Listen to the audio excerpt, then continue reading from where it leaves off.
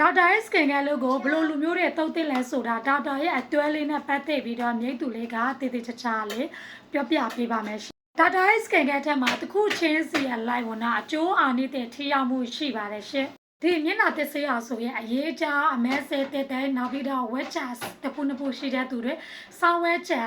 ဘောနာအစီဘူးတွေရှိတဲ့သူတွေအရန်ကုန်ကအဆင်ပြေပါတယ်နောက်ပြီးတော့နီလာတဲ့ကြောင့်မျက်နှာမန်းညင်းနေတဲ့သူမျက်နှာအသားရဲ့ရဲချောင်းနေတဲ့သူတွေအတွက်အရန်ကုန်မှာအဆင်ပြေတဲ့မျက်နှာသစ်စေးလေးပါရှင်ဒီမျက်နှာသစ်စေးရဆိုရင်ချိုးချိန်နှမ်းနဲ့ထုတ်လုပ်ထားတာဖြစ်တဲ့အတွက်တက်လိုက်လို့ရှိရင်လည်းဘောတခါတက်မိတာနဲ့ဘောနာထပ်ခါတက်ချင်နေတဲ့မျက်နှာသစ်လေးပါရှင်ပြီးတော့ဒီမျက်နှာသစ်စေးရဲ့ဘောနော်အားနဲ့ချက်ကဝက်ချက်သမားတွေအတွက်သုံးလို့မရပါဘူးရှယ်သုံးပြီးမယ်ဆိုတော့ဝက်ချန်တွေပို့ပြီးတော့ထွက်လာတတ်ပါတယ်ရှင်နောက်ထပ်တစ်မျိုးကတိုနာလေးပါရှင်တိုနာက collagen တိုနာလေးပါနော်အရေးကြောက်တဲ့အရန်ကုန်မှာအဆင်ပြေသူမျက်နှာမှာနော်ဆွေးပေါက်ကျန်နေတဲ့သူတွေအတွက်အရန်ကုန်မှာအဆင်ပြေပါတယ်သူကကြတော့အစီ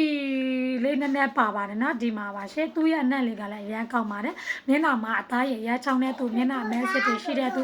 နော်အမဲစစ်တွေတက်တက်တွေပေါ့နော်ရှိတဲ့သူတွေအတွက်အရန်ကုန်မှာအဆင်ပြေတဲ့ collagen တိုနာလေးနောက်ပြီးနေလာတန်ကြအသားရည်မညဉ့်ညံတဲ့သူတွေအတွက်လည်းသုံးပေးလို့ရပါတယ်ရှင်ဒါလေးကမျက်နှာကိုဘောနော်အရေးကြောက်ကိုတက်တာစေမဲ့မျက်နှာမဲညင်းနေတာတွေတက်တာစေမဲ့ collagen တိုနာလေးပါရှင်